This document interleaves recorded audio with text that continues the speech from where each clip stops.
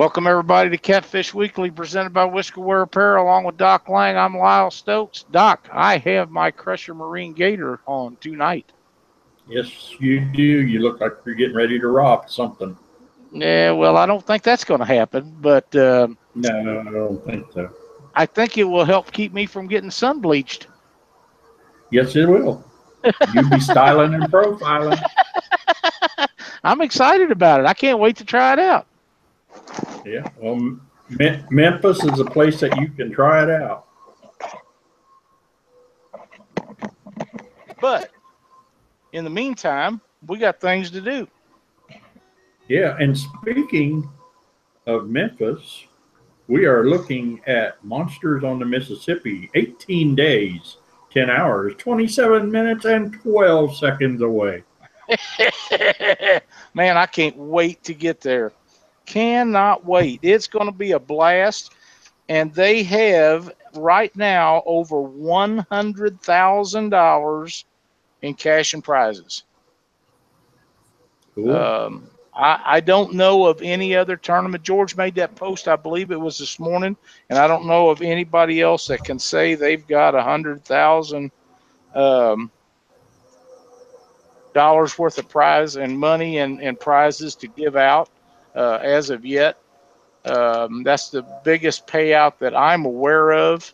So that's pretty outstanding. And kudos to them guys, him and Leslie, for working so hard and making that happen. It's going to be a big deal. The last count that I knew, and I haven't checked in a few days, they had over 140 people entered for the tournament. Yeah. And they're only going to accept 200 entries. So if you want to sign up for Mississippi River Monsters, you might want to get on in there and get it done, because at 200 they're supposed to shut her off. Doc, we done a little show this morning with a lady, and her husband is a GAR guide in Texas, and he is down there in his boat rescuing people in the Houston area and getting them out of their houses and taking them to safety where they can get in shelters and stuff. I actually have a cousin that lives in the Houston area, and they had to come get their family out of their house this morning. It's a mess down there. I mean, I'm sure you've seen the pictures. I know everybody has. It is devastating.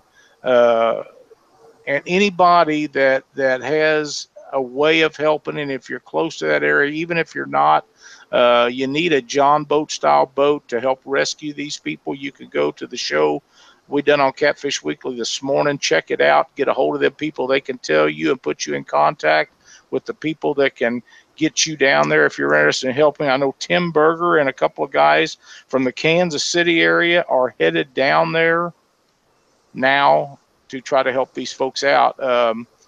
V-style boats, big boats, won't do any good because you don't know what's underneath the water. You can't tell if you're running over street signs or whatever it is, but they can use any and all assistance. The water's not going to quit rising until Wednesday. And at that point, it should start receding sometime after that. When I watched the video of him down there getting those people out of there this morning, Doc, it was still pouring down rain. And yeah, it's bad down there, and them people are going to need a lot of assistance before this is all said and done. So anybody that can help them in any way, please do so. It's something that we all need to do, and they're going to need all the help they can get for a long time to come. So keep them people in your thoughts and prayers. It'd probably be really good that you do, because there a lot of them is going to need it. It's going to be rough down there. Doc, tonight we got Eddie and Ann White from up in the great north with us on the show tonight. Welcome, folks. Howdy. Hello. Welcome. How you guys doing? Not too bad. A little smoky, but we're doing good. A little smoky? We've got the opposite problem Texas does. Most of our state's on fire right now. Oh, my God.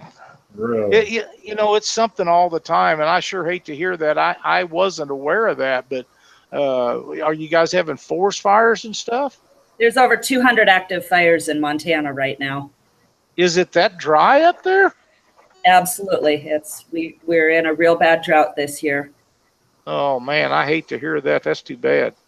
Well, we'll keep you guys in our thoughts and prayers too, because that's fires are something that you cannot run away with very often. You just can't get away from them sometimes. And I know a lot of people up there will be looking for shelters and places to go as that transpires also. All right, so you guys are in Montana, right? We are. We're outside of Billings, Montana. Okay. Which is the biggest city in the state. And is it very big? Now, oh, okay. And the sign behind you says teamminnobucket.com. Is that you guys? Yes, sir. That is us. All right. So tell our viewers what is teamminnobucket.com. Well, it kind of transpired from, we own a bait shop called the Minnow Bucket here, and it transpired from, we've been tournament fishing for about 5 years now, trying to get into competitive fishing and attempting to find sponsors at the beginning was extremely difficult for us. So what we actually did is we started talking to a lot of local businesses as well as major businesses about potential of them sponsoring us to help us with tournament costs, etc. And Team Minnow Bucket transpired from that, and we now have 8 guys. We have 8 guys that are active with us that fish for us as well as with us, and we pretty much lead that. What comes with that is we also have a Big Sky Catfish, or Big Sky Cats. I'm sorry. We do a tournament trail here, and we also do a league through the summer. So it's all channel catfish. That's all we have here. We don't have blues or flatheads, unfortunately. But before we were on any national pro staffs, we kind of created our own pro staff to give some of these other local guys an opportunity to maybe offset some of their tournament costs and do some local business promotion as well. Yeah, that's cool. Nothing wrong with channel cats. I love chasing them guys, especially if they're big. I love channels myself too. You know, I mean, it's what we have. It's what we fish for. It doesn't seem like they get a ton of respect in the catfish world, and I think they need to get a little more because they're a hard fighting fish. You know, I love them. They are. Blast. Now, what size are they out there? You know, your average is going to be 3 to 6, 3 to 7 pounds. On the Yellowstone River itself, you're looking at anything between 10 and 15 is going to be a trophy. We know places you can go around here where 15 to 20 happens. The state record currently 33 pounds, I believe, 33 or 34 pounds. Long standing. So we have big channels. It's just a matter of seeking them out.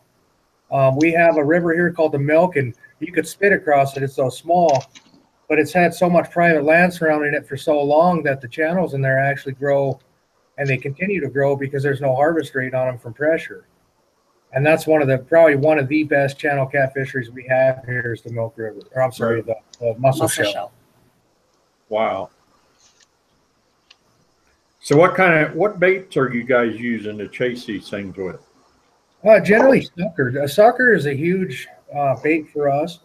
Suckers, we have goldeye comparable to a shad or a skipjack, I should say. Our river itself has about 20 different forage species. So we have the forage that we have it's amazing. The fish are never hungry, and we have to fine tune and adjust that from time to time. We prefer sucker, but there's times that we have to use goldeye, or we have to use flathead chubs or something to that degree because they won't hit on anything else. And because about 90% of the fishing that we're doing is in pretty fast, heavy current, stink baits don't work, livers don't work. A lot of the real traditional catfish baits just aren't effective in our waters. We go to a fresh cut bait just to keep it on the hook and be able to attract those fish in the water that we're fishing. Yeah. Have either of you guys ever been up to the Yellowstone or Montana itself? I have not. I've been to Yellowstone. Well, I mean Yellowstone River here in Montana. Oh, no. See, we all run jet motors up here because the water can go from 10 feet to 3 inches in a matter of feet. It's one of the only free-flowing rivers in the United States. We have no dams that block it. We have diversion dams for irrigation, but we don't have any man-made standing dams that block any water. Yeah. Wow, somebody posted in there, Cat Stalker Outdoors said the Wisconsin state record channel cat is 44 pounds. Yeah, it's amazing.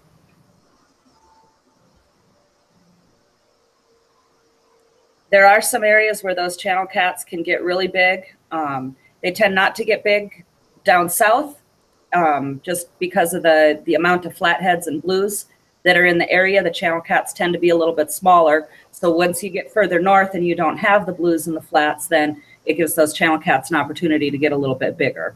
But again, depending on harvest rates and if the particular state has size limits, slot limits, it'll impact the size those fish can get to. So you guys don't have any commercial fishing up there. That in itself is a major advantage to getting fish to grow bigger. The only commercial fishing we have is what I do is sell bait. That's the only commercial fishing allowed here. We don't have to worry about any of the pay lakes, which is a beautiful thing. Yes. I'd hate to be in an environment where I had to fight that. I still stand tall that pay lakes are a joke and they need to go away. The problem with what we have here is that a majority of the catfish are all the catfish here are self-sustained. There's no stocking efforts made on them whatsoever, though they're a native species. So our harvest rate, if her and I go out, we can have 10 channels per day and 20 in possession. So the limit on it for us is rather high, and the harvest rate goes up. And we've taken it upon ourselves to attempt to teach people the value of selective harvest. If we keep the catfish, it's not over 5 pounds or 24 inches. You know, generally, if we're keeping any catfish, it's 2 to 3 pounds, and we're getting enough for that night to eat, and we put everything else back. And they're better eating. Absolutely. Yeah. But we want to keep them spawners in the river. You know, if we don't keep the spawners in the river, we're not going to have a turnaround on year class. I agree 100%. I sure do. And I know you do, Doc. Oh, yeah. It's Pay Lake City here where I'm at. Yeah, you're in a bad spot.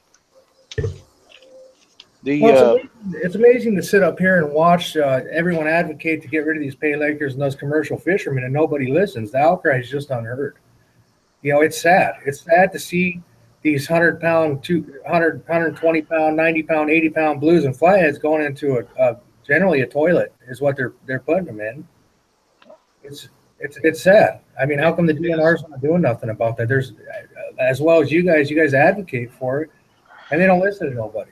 No. You know, how old are those fish? You're talking, what, 40, 50 years old to get that big?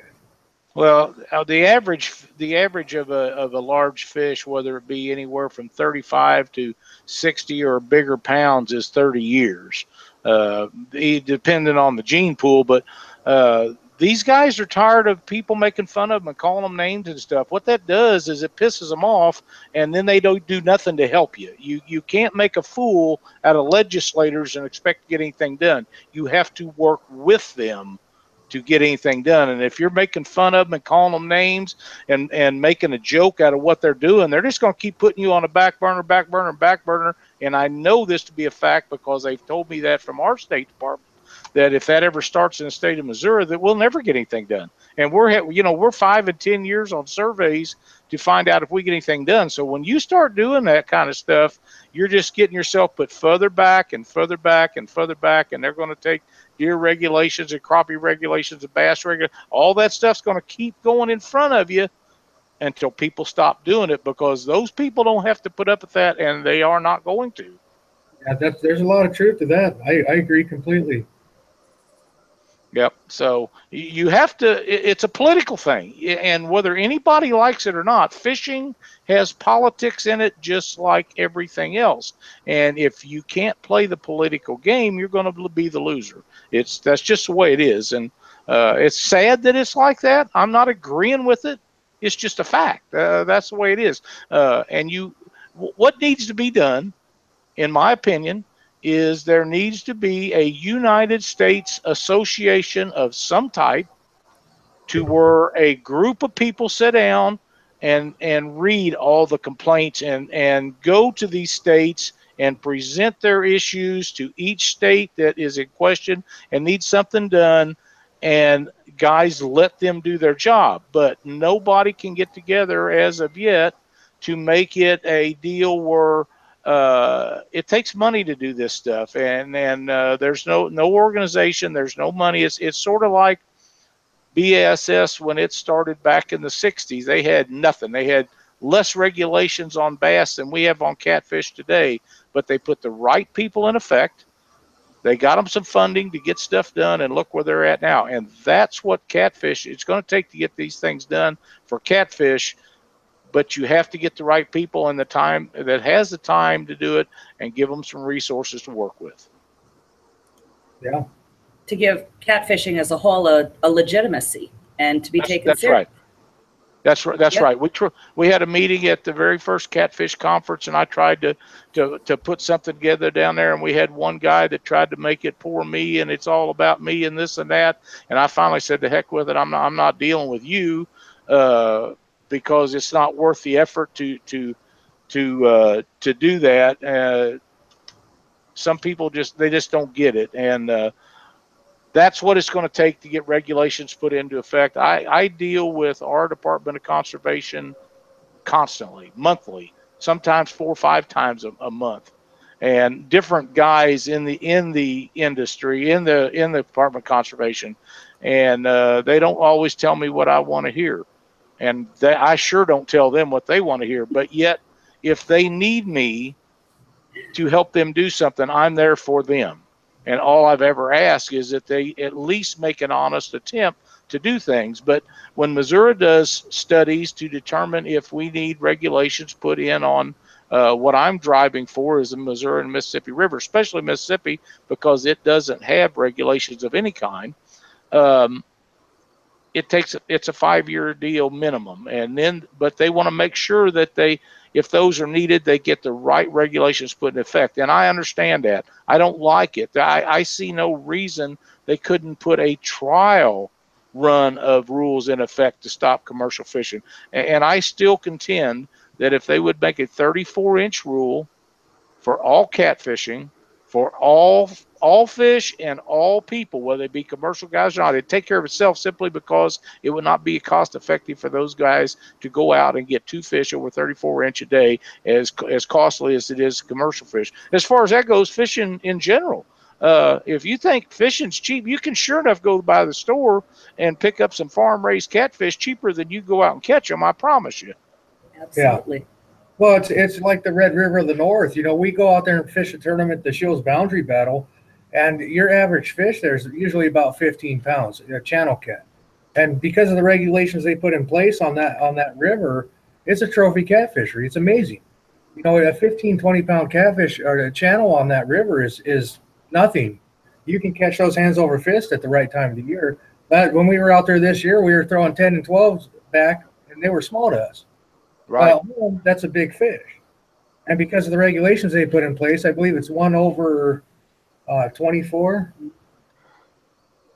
The fishing there is phenomenal. So yeah, slots do work, you know.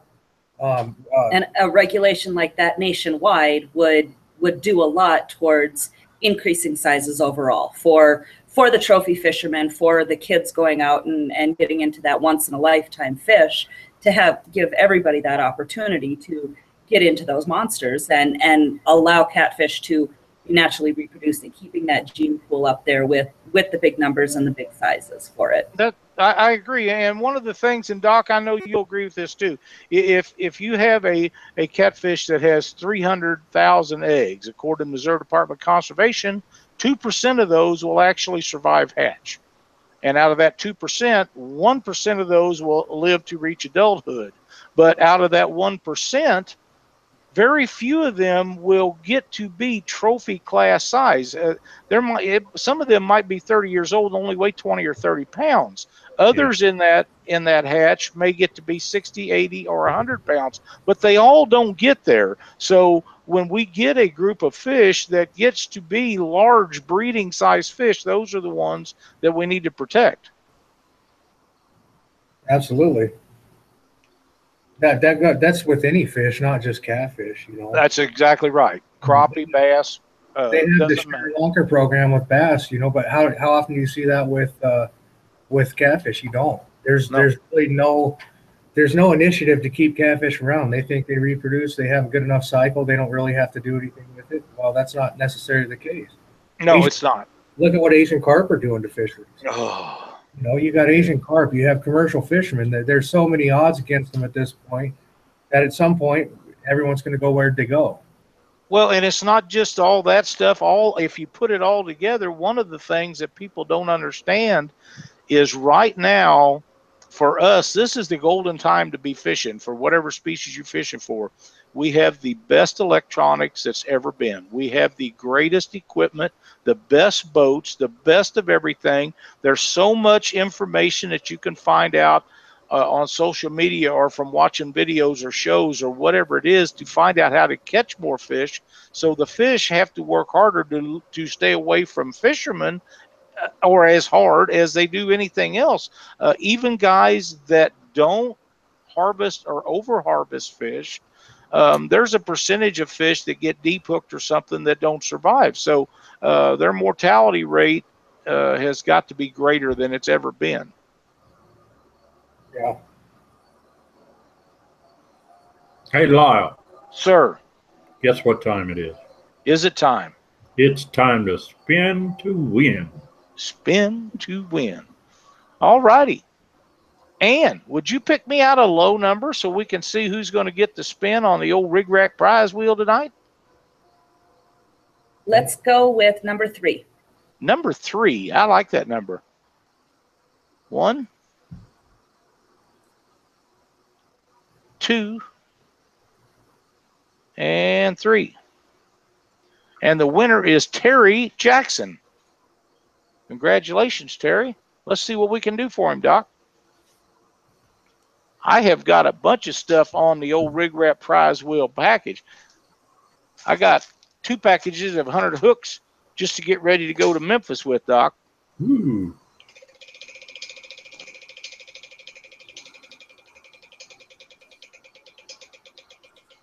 No music? I hadn't got that. Oh. Caught me off guard. I got you this time. Monsters on the Ohio. Contact Aaron Wheatley, and he will have a package for you. Let me write that down, Doc. Go ahead with Eddie and Ann while I write this down. All right. Let me see if we got any questions.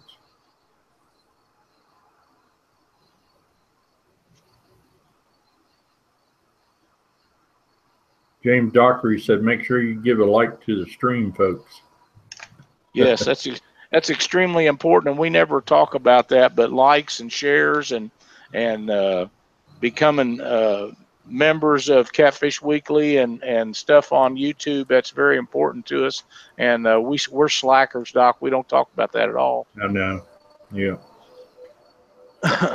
Part of getting old.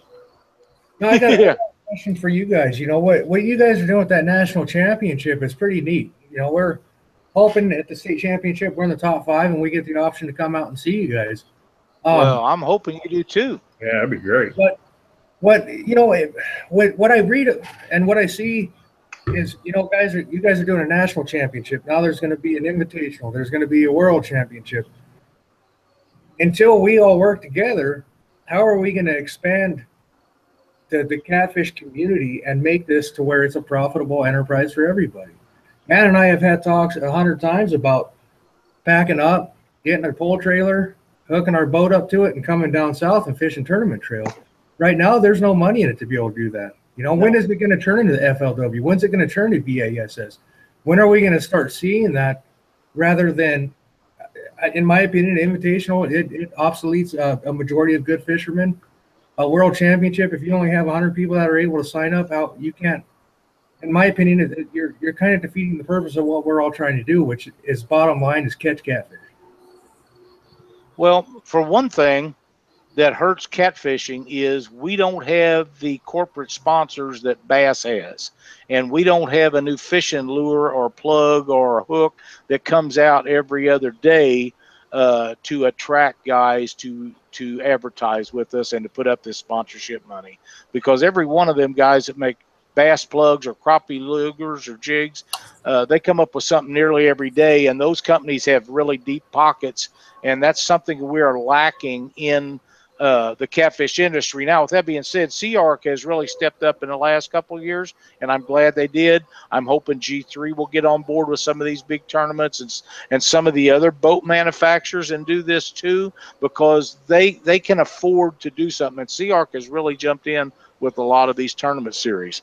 As far as invitationals, that's a personal thing, and people that want to invite somebody in, there's nothing that, you know, if you're on their list or if you're qualified to be invited into them, then that's something that they wanted to do, and nobody has any anything they can do about that. I think it's a great thing that people are fortunate enough, good enough to be invited to something like that. As far as world championships, in my opinion, it would be extremely hard to determine who would be qualified to be able to do that, and that is exactly why we done our tournament like we did. We give every tournament director throughout the United States the opportunity to enter as many tournaments as they want, and we take the top 5 placers out of each tournament. So you actually had to qualify. We didn't have to send invitations out and make somebody mad. It's not a professional or an amateur thing, because the first thing that happens on a deal like that is somebody thinks that they're better than they really are, or they don't think they're as good as what they are, and then you got a problem with that. So this was the most fair way that we could do it. And right now we have 100. If everybody fished 2-man teams, we would have 171 teams qualified right now, with a lot of stuff left to go this year. Yeah, what you guys are doing with that national championship is neat. You know, you moved it to the Midwest, which I think is a great thing compared to everything is generally focused in the South. How often do you hear about the Western states such as us or California or Denver or Colorado? Colorado has phenomenal channel catch. Yes, they do. You know, you don't hear much about that. You hear a lot about the South, which is great, but you guys bringing it to the Lake of the Ozarks, you're making it to where generally we're geographically challenged is what it is. Right. Where we're at, we are geographically challenged, but you're putting it somewhere where it's available for us to be able to travel and not come home broke, even if we don't place. You know, right. We can go there and have a good time. Well, accessible to a greater population. Right. One of the things that I got probably 50 messages on was, please do not have it on Wheeler Lake. You know, and I love to go down to Wheeler. I know you do, Doc. It's a blast going down there. Yeah. But there's so many tournaments going on down there, and it's a long way for me. So for you guys, I can imagine how long it'd be. But I was shocked at the number of people that messaged me. Says, please do not have your national championship on Wheeler Lake. And one of the deals is everybody wants to fish for big fish. Well, so do I. I like fishing for big fish, but I have just as much fun going up above the Keokuk line and fishing some of Alex's channel cat tournaments. I enjoy fishing for channel cat. The weigh-ins are extremely close, and I get guys tell me, well, I ain't going to fish them. If I can't fish for big fish, I'm going to fish them. Well, then that's fine. Stay home. Let the rest of us have a good time and do it, because it doesn't matter if the payout, like George is having, he's got a $30,000 boat. Well, it wouldn't matter if you was fishing for 8-pound channel cat or you was fishing for 100-pound blues. The boat price is still worth that much money. So why would it matter whether you're fishing for little fish or big fish? If the biggest fish in the pool north of Keokuk is 15 pounds and I catch 2 of them in one day, I'm looking pretty good. So I'm happy with that. Yeah. I've never understood their line of thinking, and it takes a complete angler to be able to fish for blues and flatheads and channel cats. Not just because you can catch blues, that don't mean you can go up there where you guys are at and win a tournament catching channel cat. I mean, it's a completely different situation. Out where Doc is, they fish for a lot of flatheads, and they catch them in methods that we don't use here. So it's a completely different thing, and I think it's very sad that people are like that. And you know, if the prize money is $1,000 and you don't care to travel, it doesn't matter if I'm going to fish your tournament or if they're fishing our tournament or if they go down south. The prize money is still the same. All you got to do is win the tournament. Yeah. Yeah. So I have a question. As an individual angler, is there anything more that we can be doing to make catfishing more legitimate, to educate people, to kind of stop the separation amongst it? What can the average person do to combat this idea of flatheads are better than blues, are better than channels, and this tournament's better than that tournament, and get everybody so that we're working together towards bringing this entire industry up to that level we all want to see it at? Doc, do you have any thoughts on that? I've been doing this for, I don't know, 20, 23, 24 years tournament fishing. And it's been like that from day one. And, you know, I haven't seen any change in it other than the money's gotten bigger. But you still have trails saying, "Oh, I'm better than you," and I'm gonna, you know, it's just a fact of life. I wish there was a way that we could turn that kind of stuff around. And you know, it's just that I know in my area here, there's in Ohio, there's a bunch of tournament trails, and you know, there some do nothing but fish at night. Some do nothing but fish both nights and days. And then you've got other trails that do nothing but days. So, and you know, everybody has their own agenda. Well, I have thoughts on that, several of them, in fact. Number one, if we could ever get an organization put together that would cover the entire United States like BASS has done, we could get a unified set of rules, and they wouldn't have to be hard and fast, but a generalized set of rules for everyone nationwide, and all of the tournament directors could join this organization and use those rules as a guideline, and that would make a big difference to where when we go to your area to fish a tournament, or if we come down here and or down south, you know, everybody would know what it's going to take. Another thing is we need, even places like Missouri where they have tournaments on the Mississippi River and the Missouri River where there is no over and unders. My opinion, for what it's worth, is these tournament directors need to take a look at having a 2 over 34 and 3 under 34 rule to show the Department of Natural Resources or the Conservation Department that we're serious about getting these regulations put into effect. Lead by example. And I think that would make a big difference. But organization is something that the catfish industry has not found yet. And until it has found it and true leadership is brought out with people that know how to deal with the political end of it, I don't think that it's ever going to get where we're headed. But at some point, it's got to happen. It just has to. Well, absolutely. I mean, we have more product on the market now than we ever have. Whether That's right. Books, catfish lures, anything for dragging, for bumping. I mean, for years, everyone either kept it a secret. It wasn't anything anyone knew about. Right. The problem with that situation is you have guys that are mad at each other because they fish with this rod, or they prefer this hook, or they do this, or they do that. It doesn't matter what rod I fish with. When it comes down to everything, there's no reason for anyone to hate on each other because of what they like, what they prefer. You know, I might like this rod, you might like that rod. That doesn't necessarily mean it has to decipher who we are, and we got to get mad at each other and be haters about it. One of the things I think stops the growth of the catfish industry is somebody comes out with an innovative product, and you see more haters on Facebook than you do see likers. That's right. That can do it better, or they're going to do it better, or they can do it themselves. You're not really advancing the industry. You're beating it like a dead horse, and it's going backwards.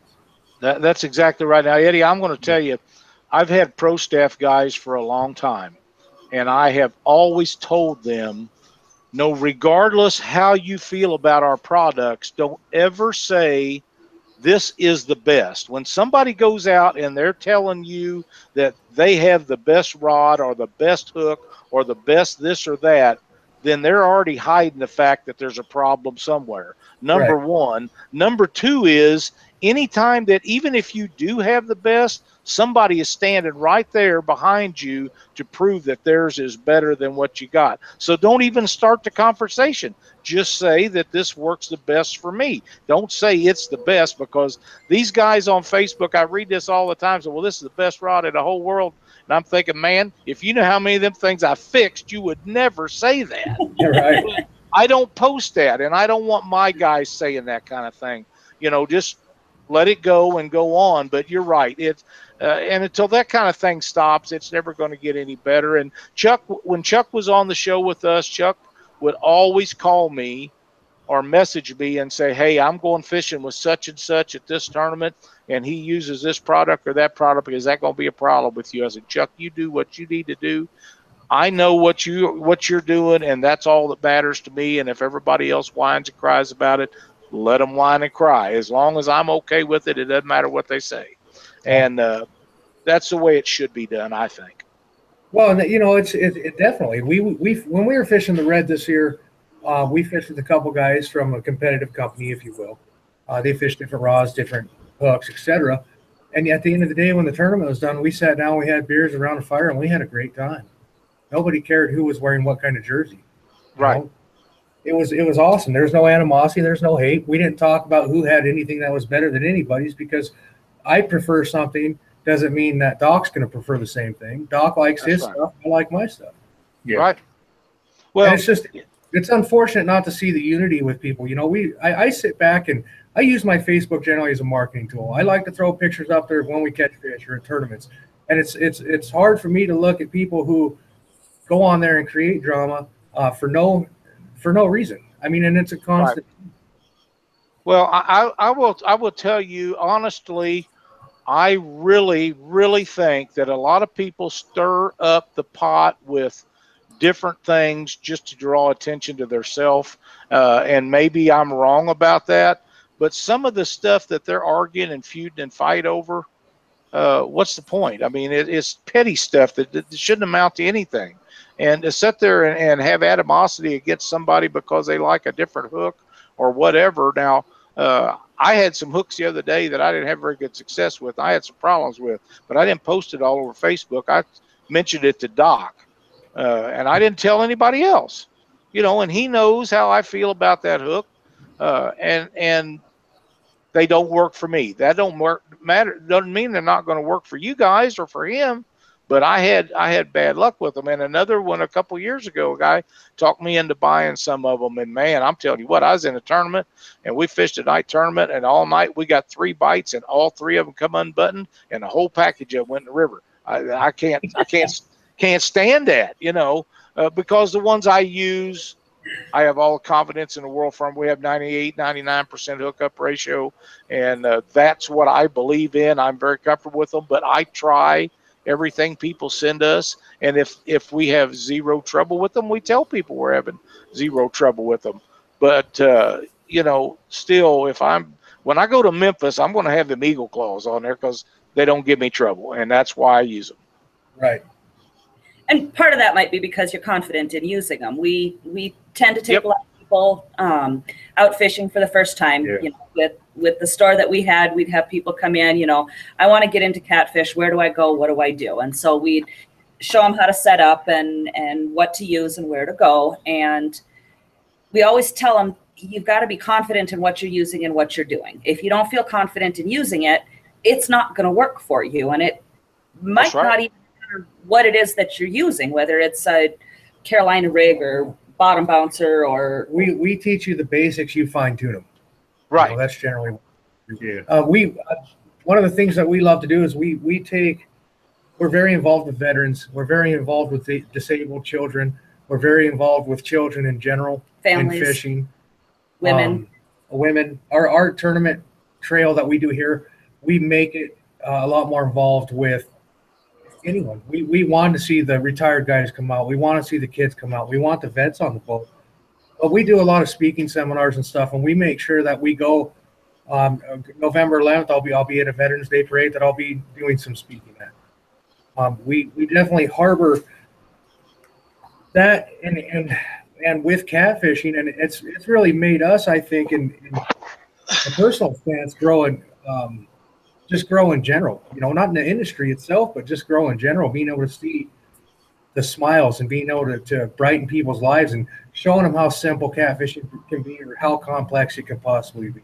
It's not an elitist sport, Right. and even in the competitive levels, being able to give people the opportunity to learn how to fish, to go out to target a fish purposefully, which a lot of people fishing don't do that, and then to compete at any sort of level, whether it's a weekly league, real low pressure, you know, not really any money on the line, or a big national tournament. We enjoy doing that. We like introducing other people into that too. And you can start out with a sinker and a hook, or you can make it as complicated as you want. And I think for us, it's the variety of opportunity that catfishing allows that has really drawn us into it. Well, if you guys want to hear a quick, funny story, it might be a little drawn out more than quick, but the first tournament that Ann and I fished together was a catfish tournament. We've had love. I've been fishing catfish since I was 2 years old.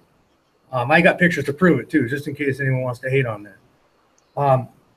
The first catfish tournament we ever fished, everything out here is generally a gravel bar that we have to put in on. We don't really have too many boat ramps. And we were excited, didn't sleep that night. Well, I'm sure we all know how that goes. And I had a 16-foot Lund at the time with a DV, a tiller prop, long shaft, and we decided to take it on the Yellowstone River. Well, I can tell you from experience that you don't do that.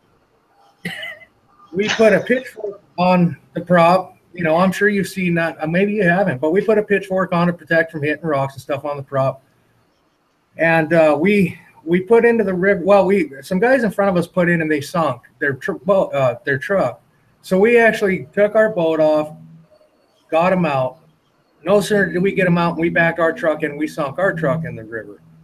So we actually unloaded the boat off in the river, sunk by hand, and these guys helped us get out.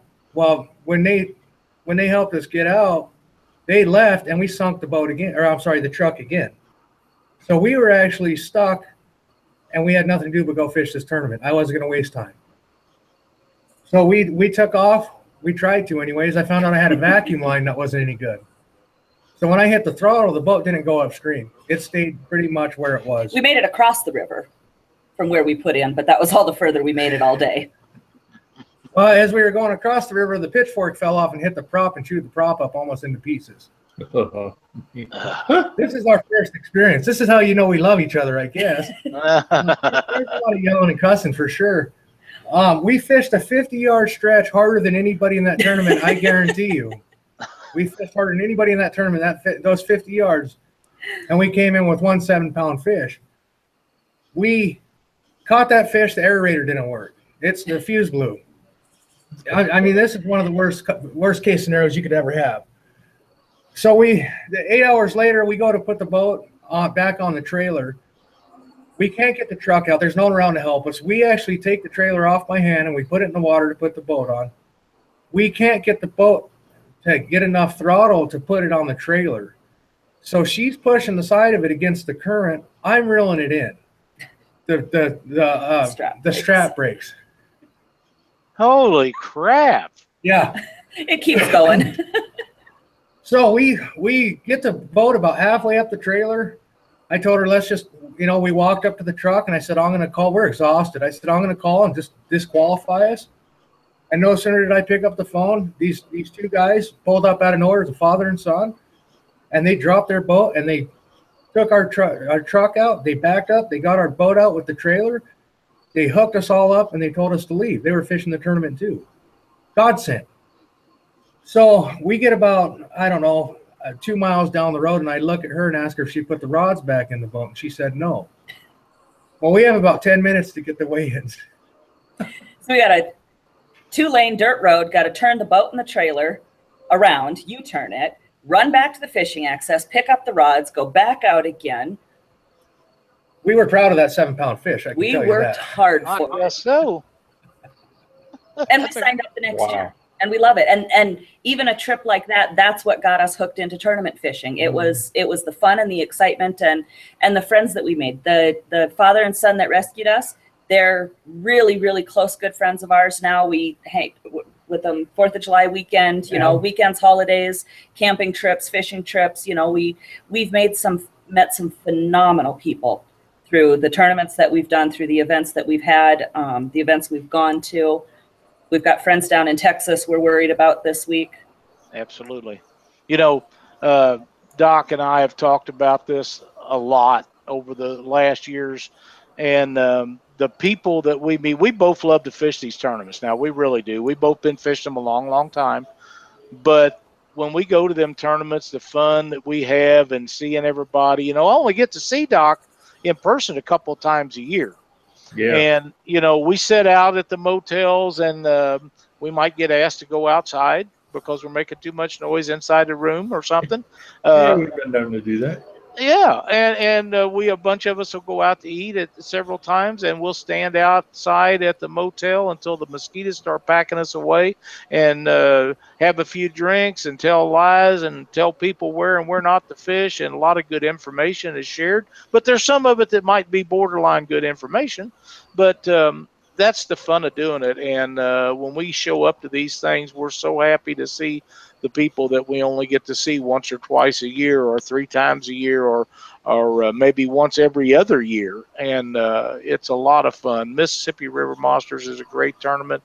Monsters on the Ohio, Winter Blues on Wheeler. There's so many of them that we go to, and we know these people are going to be there, and they're figuring we're going to be there, and we're going to have a great time. All right, we got a question.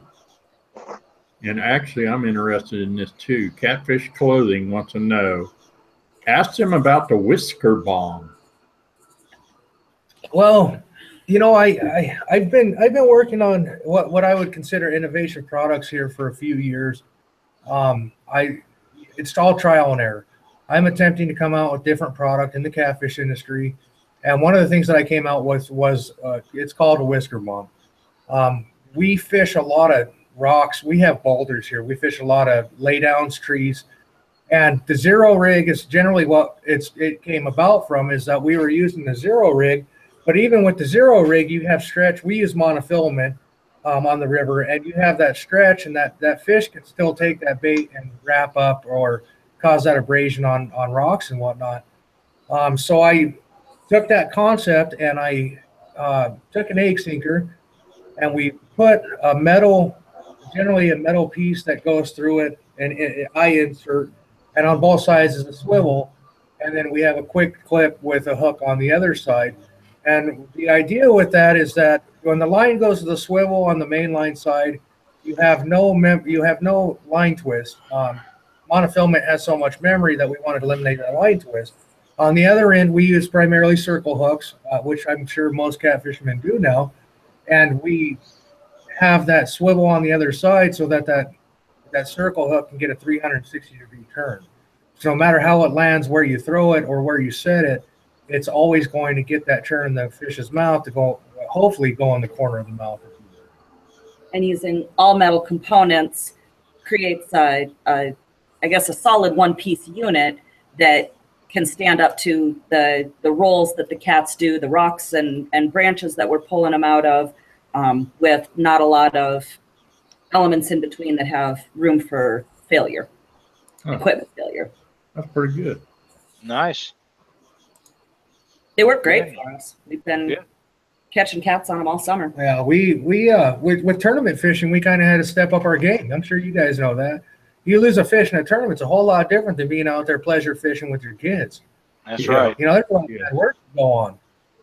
And we wanted to fine tune our tournament fishing and be able to have a product that even if no one buys it, we use it and we know it works and we know it's going to work well. We use 30-pound monofilament in this heavy cover for 10-pound fish, but when we set the hook, we're like Kevin Van Dam, man. We almost rip them into the boat. Wow. Awesome. Well, you know, I mean, you want to get the fish in the boat as fast as you can, for That's sure. Right. But we also try to keep them the least amount of stressed out as we can as well. You know, we want to make sure those fish are taken care of and released. Yep. Well, you know, and tournament fishing is completely different than fun fishing, and I enjoy that too. But if that bait is out of the water, you're not showing it in front of any fish. So you're absolutely wasting time. You got to get them in, get the bait back out there, and try to put another in the boat. You just can't waste that time. The downtime will hurt you. You don't know how many fish you miss presenting that bait to when it's not in the water. Well, and that's like, with RigRap, your guys' will. I contacted Glenn and I sent him my resume, and what a great guy, man. He's Absolutely one of the easiest guys I've ever had to work with. And I've seen the product. I've never touched the product. Glenn sent me some product to check out, and I don't know how we fished without it. He lusted after the product before we got it. Oh, these guys that come on here and make these videos, there's a guy, I watched a guy down here a while back, and he had his little bag out there, and when I got the RigRap, my bag got thrown to trash. Yeah. It's just that simple. And this guy's saying, oh, you don't need these little box things. Yes, you do. If you ever have the mess that those bags do, and you don't think a RigRap system is better, you're an idiot. It's just that simple. These things are amazingly simple to do. They're so easy and compact, and you've got everything right at your fingertips. It's crazy. It's a no-brainer for me. 20 seconds to get a new rig back on your line and get that bait back in the water and get it back in front of those fish. And I've tried stored them in bags for years and done it, which I thought I was successful at it. I would put them in baggies and then put the baggies in there so I could get more of them done. And there's no comparison. There's no comparison to that in a RigRap. Just no comparison. Yeah, the RigRap won't blow away. Yeah, you take the bag out, and all of a sudden it takes off. Yeah, you're digging for another one. And if you don't put them in baggies, then when you go in together, they're always tangled up. It's just a cluster. That's all. It's a great product, and he's got some other stuff coming out. I can't wait to see these sinker slides, man. I mean, I've seen them. I've got one, but I mean, I can't wait to get them. The one he sent me was printed on a 3D printer, and I'm afraid to use it. I'm afraid I'll either lose it or break it, then I won't have one. So, but yeah, I'm really wound about that sinker slide. I think that's probably, since it's so small, it's the same size as a regular sinker slide. I think it is probably the next big deal in weighted technology. Yeah. Hey, it's time to spin that wheel. Oh, is it now? Well, alrighty then. Eddie, you want to give me a low number? My favorite one's 13, so how about that? Oh my God. Here we go. Here we go. 1, 2, 3, 4, 5, 6, 7, 8, 13. 9, 10, 11, 12, and Eddie's lucky 13. The winner is Mary Hathorn. Hathorn. Mary gets in the drawing every week. I remember some of the names of people that get in there, and I know that she gets in every week. Doc, let's see what we can conjure up for Mary.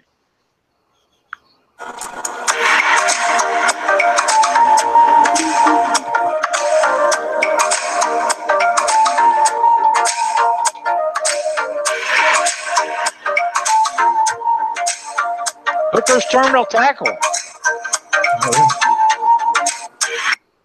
Mary, if you will contact Hooker's Terminal Tackle and tell them that you won a package of Reaper hooks on Catfish Weekly on the RigRap prize wheel, they will ship them out to you. And thank you for playing the game.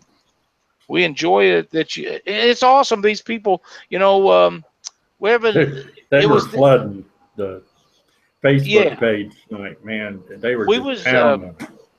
We're down a little bit tonight of what we have, but we've been having anywhere from 100 to 140 people enter the prize wheel every week. Now it's down to around 80 tonight, something like that. But that's still a pretty good amount of money. I got to write her name down. That was some high advanced technological music you had going on there, Doc. Yeah, fish porn. Now, are you guys making any of the big tournaments this year? You know, we're not, unfortunately. We've had a few hangups this year. We're going to work on doing that next year. Short goals, you know, we had short goals. We're going for long goals. Our big tournament this year we did in April down in Texas. It was a veterans tournament we did down there. I can't remember the name offhand. We're hoping to get down to Monsters, Mississippi or Monsters, Ohio. We just geographically challenged. It's just too tough for us this time of the year to get that far. Right, I understand.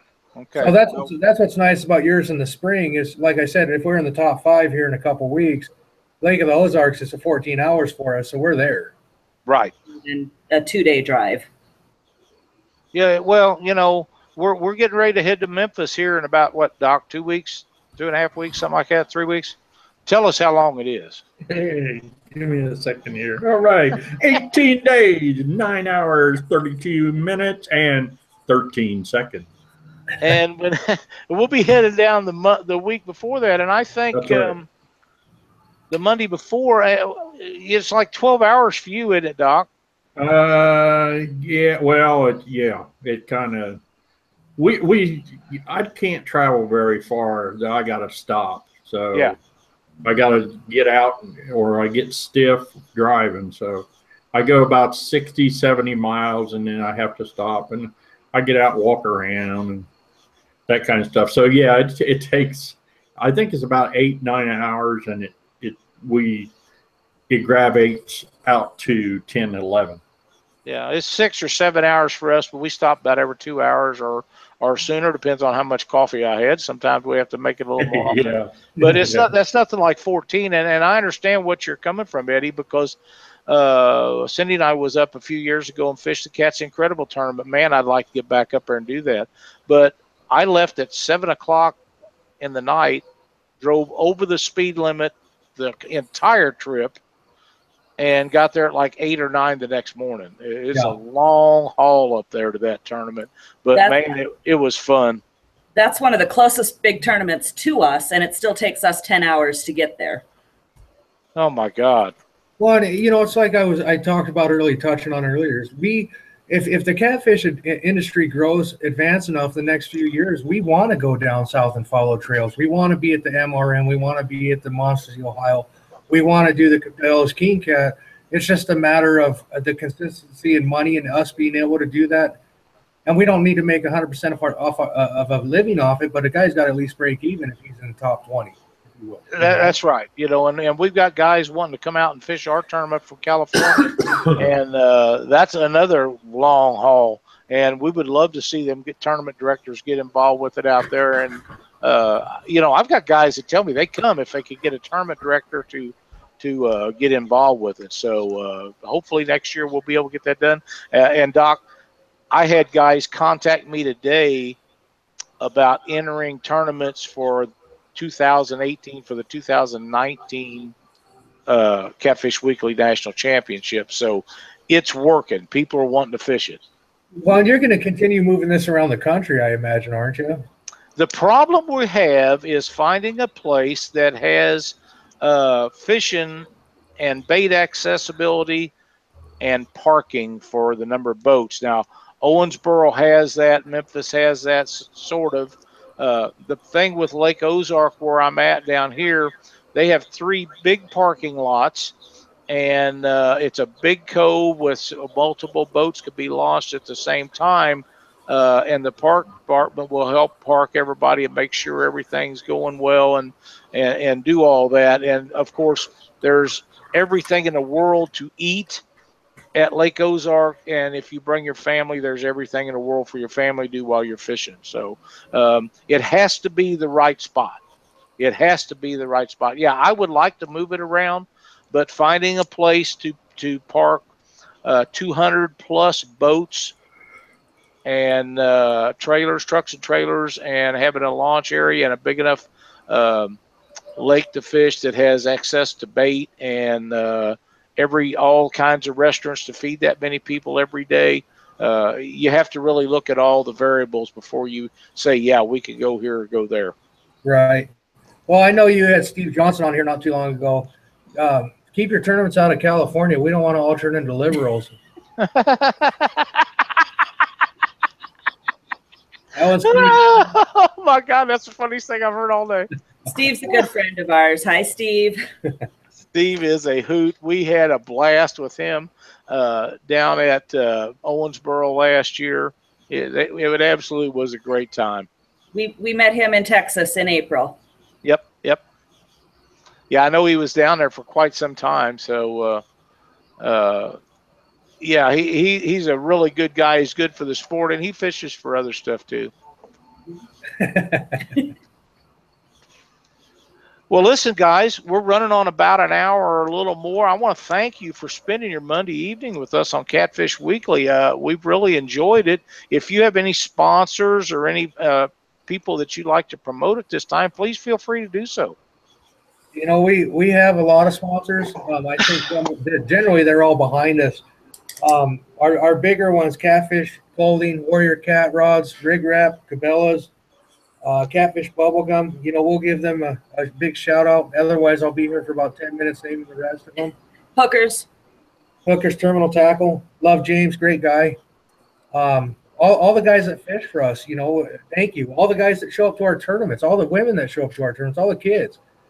If it wasn't for them, there wouldn't be what we're doing now. So I guess it's not necessarily about the sponsors, it's about the sportsmen. And we want to give our thanks to them for continuing the support they have for us.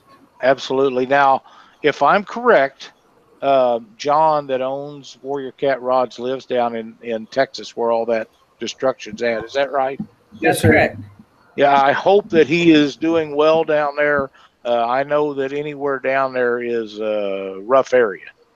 We had updates from him today, and they didn't get any water in the house, and the warehouse for their storage facilities is okay as well.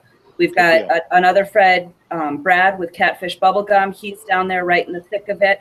Brad actually was out offering his boat services today for rescue operations. So there's a lot of great people in Texas that are sitting in a lot of water, but doing what they can to help everybody out right now. That's outstanding, and I'm glad that they're all doing that. That's a bad situation, and we all need to do what we can to help those guys out. Absolutely. Yep. All right, guys, thank you so much, and you know, we'll have to pick another time and get you back on here because I don't think we got done tonight. We've had a great time. Thank you for having us. Yes, thank you very much. Absolutely. Thanks so much, and we'll be talking real soon. Sounds great. Thank you. All right, guys. Thank you. Doc, I'm going to send Paul a link and get him in here so we can get his giveaway done right quick. All right. I'll just go ahead and give everybody the updates that I've got. Okay. While you're doing that. Cabela's King Cat out of Paducah, Kentucky. This was a 2-day tournament, 43 boats involved. First place, Darryl and Jason Massengale, 218.94 pounds. Big fish, 47.54 pounds. Second, good friends of mine, Tim Walsh and Tom Walsh Jr., 195.34. Third, Adam Denier and Chris Pezel, 187.84. Fourth, Terry Rogers and William Clapp, 167.54. Fifth, my buddy Chris Souders and Nick Conway, 164.82. And again, he has repeated as the Angler of the Year. That's congratulations to him. Chris Souders and Nick Conway. You know, Timmy and Tom are friends of mine that live not terribly far from me over in Illinois. Well, it's quite a ways now, but I've fished a ton of tournaments with them guys. Outstanding people and great fishermen. JKV tournament trail out of Shawnee Town, 32 teams involved. First place, Stephen Fancher and Cliff Riggins at 109.1. Second, Audie Hammond, Chris and Sherman Mitchell, 85.9. Third, Casey Tutro and Andrew Hahn, 83.4. And Casey and Andrew had the big fish, 57.1 pound blue. Hoover tournament here in the Buckeye State. This was a 3-fish limit, and it was a night tournament. First place, Craig and Amber Shirley, 63.2 pounds. They had a big fish, which was a flathead, which was a 48.6 pound flat. Second, Joe Sr. and Joe Hatfield, 48.3 pounds. And third, Sean Dolphin and Craig, 36.5 pounds. That's a 3-fish limit, too. Those are pretty. Yeah, those are some heavy weights. That's some big weights. West Tennessee Catfish Anglers. This was a fundraiser tournament for the Carl Perkins Center. First, Cedric Poyner, Taylor Stovall, 93.53. Second, Roy Harkness, Bill Dance, and George Young Jr., 82.67. And third, Joe Hardy and Barry Wilson, 80.69. And that team had the big fish, which was a 61.84 pound. Nice. This weekend, on Saturday the 26th, the Catfish Summer Slam. This is in Steubenville, Ohio, on the Ohio River. This is the Pike Island Pool. It's going to be, I'm on the wrong date, aren't I? I don't know. Not yet. I looked at the wrong calendar. This Saturday, it's Saturday and Sunday, 9/2 to 9/3. $75 entry fee, $25 big fish. Fish from 4 p.m. to 7 a.m. That'll be this Saturday. I was looking at the wrong calendar. Eric Tustin is putting this tournament on. So that's all I got, Lyle. All right. We got Paul Ragsdale in here. Hey, Paul, how's it going, buddy? Hey, how you doing? Hey, Paul. Not too bad. Welcome back. Heck yeah. You got a bunch of stuff going on, Paul. You've been working all summer trying to get some things going on. Yeah, I've been doing a fundraiser, trying to come up with the money to do a few things we got planned this year. Still got a trip we're working on, getting activity coordinator of a nursing home to get us a couple people that can go fishing with us and get a couple of the old folks out. But, we had a list of the Doc, guys that want to do the drawing today. are you talking about Doc and I as old folks or what? Well, you know. You know, we've talked about this several times, Paul, and I know that you really worked hard, went to a lot of tournaments and sold these raffle tickets and all the other stuff that you do. And for the people that don't know what Paul does, he builds tackle boxes and gives away rods and reels and stuff for kids and disabled people, and he goes to nursing homes and things and visits with the people there and tries to get them out if they can go fishing and does some of this stuff. And people, this stuff costs money, and that's why Paul does these fundraisers, is to supplement the cost, because for years and years he's been paying for this 100% out of his pocket, and it gets to be costly. So that's the thing behind what he does, and man, we can't thank you enough for all the stuff you do, Paul. I appreciate it. The first one didn't turn out as big as I wanted to, but it kind of gives me an idea when I decide to do it again, what I need to do. Absolutely. Well, how would you like to get started on giving stuff away? Well, I sent you a package by FedEx, I believe, that you got there today. I do. This was in the package. This is an envelope, still sealed up, and we will open her up right now. I said we would. I was beginning to wonder. And inside here is a whole bunch of tickets. And I'm going to dump them into this hat. This is my offshore tackle hat. All of them's out. And we're going to mix them up a little bit. And I don't know who you sold them to. I know you sent me some tickets, but at the time you got them here, I didn't go anywhere to where I was able to sell any of them. And I'm sorry about that. But, you know, maybe the next trip we'll be able to do something and get her going a little better. I need to give this a little more time than what I did, and that's kind of what I'm going to change next year. Okay. All right. We got them all mixed up. How we want to go? All right. Well, let's go first with the cash. Now, this was only $75 worth of ticket, so it's going to be $37.50 for whatever name you draw. Are you ready? Yep. I'm just going to reach in here and pull out this one right here.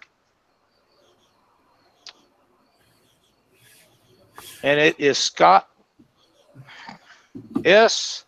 Linton. I'm sure that's Scott Linton. Phone number 816-77. I can't read it, but the last four is 8557. I believe it's Scott Linton. Yeah. That's what we need to do is if you put them over to the side, after I write them down, then I get the phone numbers from you here in a little bit. Okay. And that was the first one. I'll mark it first. And as the money one. Yeah. All right. Dave from Drift Masters sent me a decal and a couple rod holders here. One's a left-hand thread and one's a right-hand thread. And he sent those to me here last month. So we'll do the drawing for that one next, Lyle. All right, buddy. Matt McIntyre. I know Matt McIntyre, and his phone number is 816-447-3009. And Matt won the Driftmaster rod holders.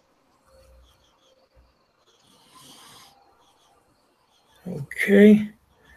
Now this one here, if anybody ever wants to put up a website, I can help them and get it up for them.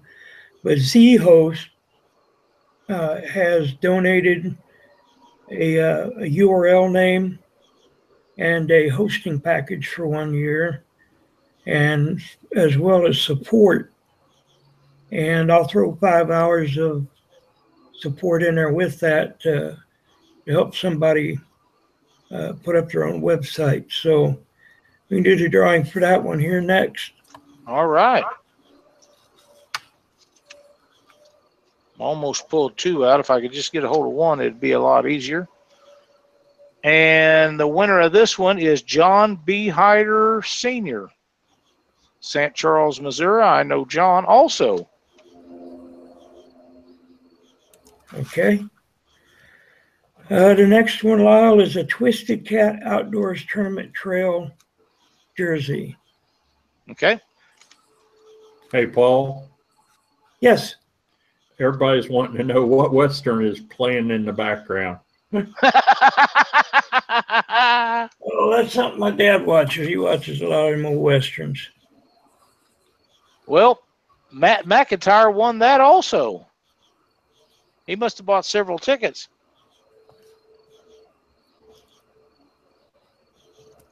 What was that prize, Paul? That was a Twisted Cat Outdoors Tournament Trail jersey. I guess they were selling some of them jerseys, and Yep, Alex. And they look nice. sure. Okay, the next one is a little bit off of the Catfish trail there. A guy donated 4 large stowaways full of bass lures. Never been in the water. Okay.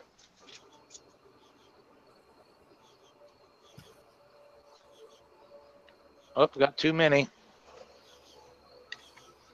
Scott Linton.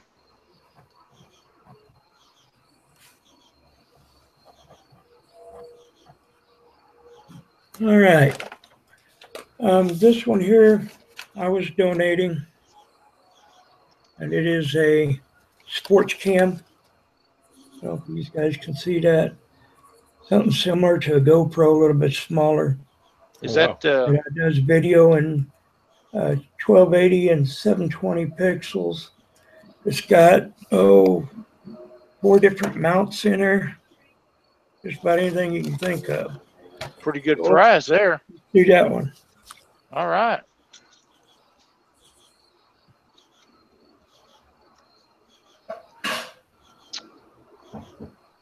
Paula Manshot. Does that ring a bell? M-A what? MANSHELT. Paula. Okay.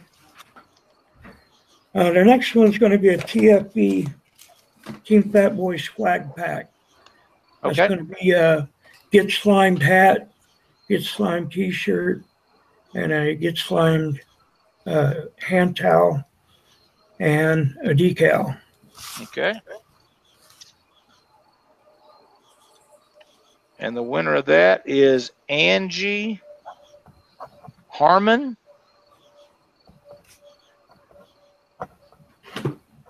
Okay. Okay. And the last one, but not least, the big one is a Black Horse bumping rod from Black Horse Custom Rods. Matt McIntyre. He bought too many tickets. Wow. Well, saves me on shipping, don't it? I just have Matt can get a hold of me, and I'll be seeing him, and we'll make sure that we make that happen. Is there any other thing else we need out of the hat? Nope. All right. I'll get some phone numbers and stuff from you here. Yeah, let me get everything shut down and get ready to go. Let you get settled back down and Absolutely. back to the house where I got crappy connection. I understand. Kind of like you used to be up there when you was living up north and you had that satellite or whatever. Yep. I'm really disappointed in using that. So, well, I've heard good things and bad things, and it's like everything else. I think it depends on where you're at and what kind of connection you got. It ain't that bad, but when it rains, you lose your satellites, you lose your internet connection, and well, don't let it rain. It's like I'm But yeah, I think next time I'm going to give this a lot more time. And we didn't really make a lot of profit. I did get a gentleman that donated $40, just took it out of his pocket and gave it to us. And we bought a couple small tackle boxes for a couple kids, and I think that's going to work out okay. But next time I think I'm going to let things go just a little bit longer. Yep, I understand. Well, just let me know when you're ready to go again, and we'll try to help you all we can, Paul. Okay. That's all I got, Lyle. All right, buddy. Thanks a bunch for everything you do. Thanks, Paul. Yeah, you too. I'm trying to find the hang-up button. There we go. Doc, I have Central Missouri Cats from the New Haven tournament, the top 5. First place was Roger and Logan Gerloff and Gary Taylor. Second place was Travis Robertson and Sean Kasinger. Third place was Dale and Kathy Smith. Fourth place was Tony DeBuff and Anthony Nichols. And fifth place was Jeremy Cordy, Ben Cordy. Their next tournament will be September 23rd at Cooley Lake Access on the Missouri River, and that will also be a Catfish Weekly National Championship qualifying event. I've got one in that I saved that wouldn't print for me. Some of them didn't print.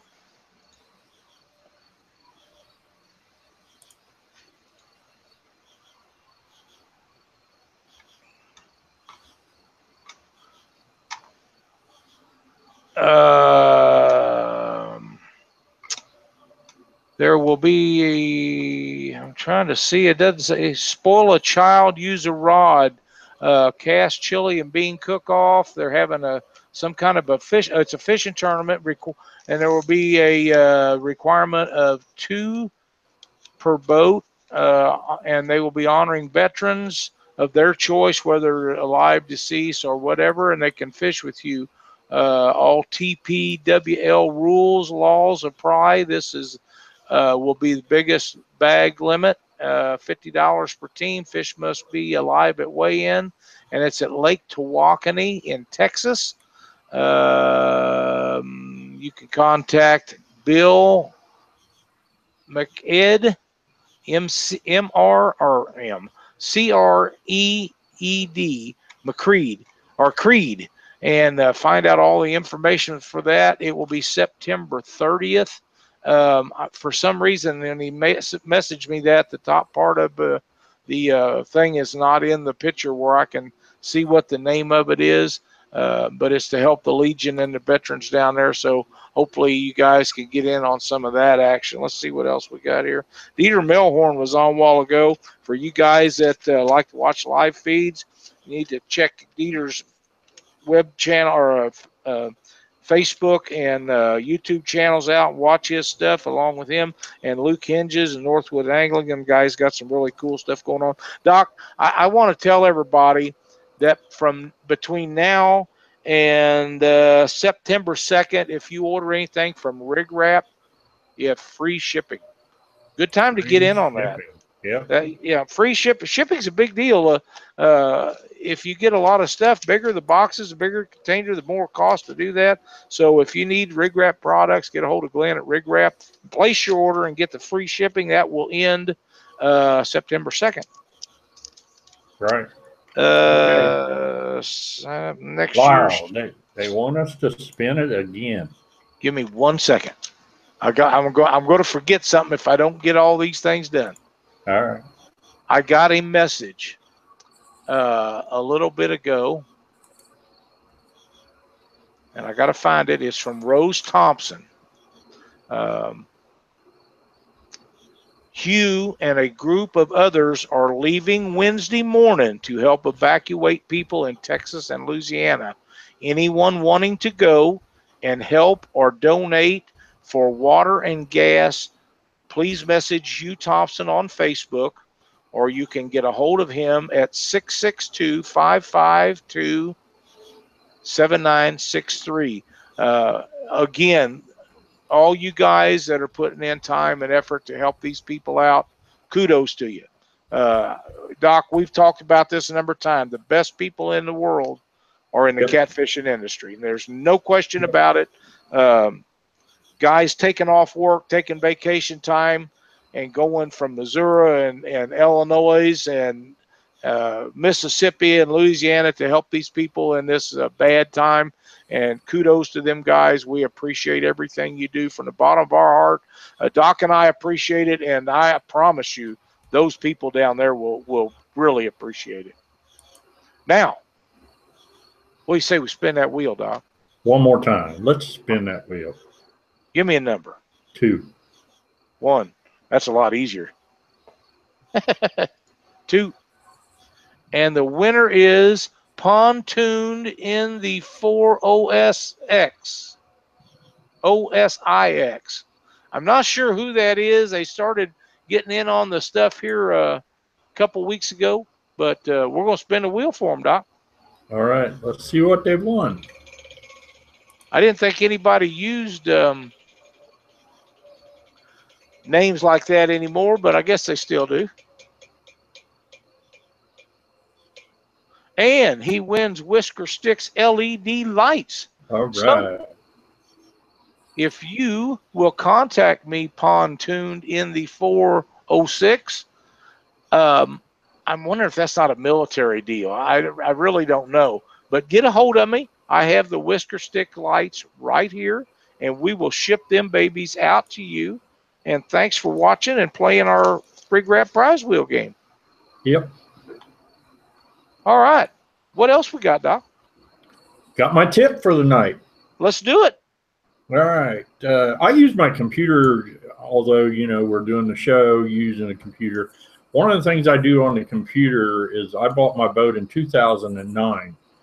When I bought it, I went and took everything that's about my boat, about my engine, and I'm just going to show you the paper. Here's a paper. I don't know if you can see it, but it just lists. I got the serial number of the boat, serial number of the engine, all the oil filters, the mold, everything that can use, what prop. If I ever have an issue with it, you know, I can just reference to it real quick. Trailer, You know, you've got to buy bearings. You got to do that kind of stuff. I've already got all that listed right here. What bearings go where. So real good way to keep track of your stuff, especially if it's new. And you know, once it gets all crudted up, then you can't tell what it is. So that's Doc's tip for the night. Now, Doc, do you put that in a little plastic folder envelope? Well, actually, when I bought my Sea Arc, they give you a folder, a huge folder that's got all the schematics and the prints and all of the boat. And so it goes in there. It's been in there. It's pretty roughed up after 9 years of use. I understand. Well, that's a great tip. And, you know, you could put parts that you don't keep on there, put the part number in there in case you have trouble out on the road. Anything like that will make a big difference. Next week, folks, Luke Hinges is going to join us again, and Luke has got some deals that he's going to work on live streaming for extended periods of time as a benefit for some of the children's things. But he is really big about doing something for these people down south in this Texas flooding. So we may have to switch gears a little bit with some of that stuff, but we're going to try to help Luke put together something to help these folks out. So be sure and join in then. If George can get away, we're going to try to get George Young Jr. in here, or Carl Morris one. I know they're both extremely busy getting ready for Mississippi River Monsters. The following week we'll be in Memphis, so be sure to tune in for that. I think we're going to do a live show, aren't we, next week in Memphis? I think we should both be there in time to do the show Monday night there. Now, we may do that show from the hotel, but Thursday we're supposed to be at the Pyramid. Yeah. So hopefully we can get everything lined up. We're trying to get some stage stuff put together and get all this done, and hopefully we can make that happen. It'll be a great time. Really looking forward to getting down there and catching some fish. Doc, before we go, you want to tell everybody what the last report was for the water situation down there? Oh, yeah. Last year when we fished that tournament on game day, it was 7 foot. Currently, it is at 4 foot. The prediction, and it's 4 foot because of all the water that came into Texas. The prediction for September 11th, I believe, it was negative 1.5.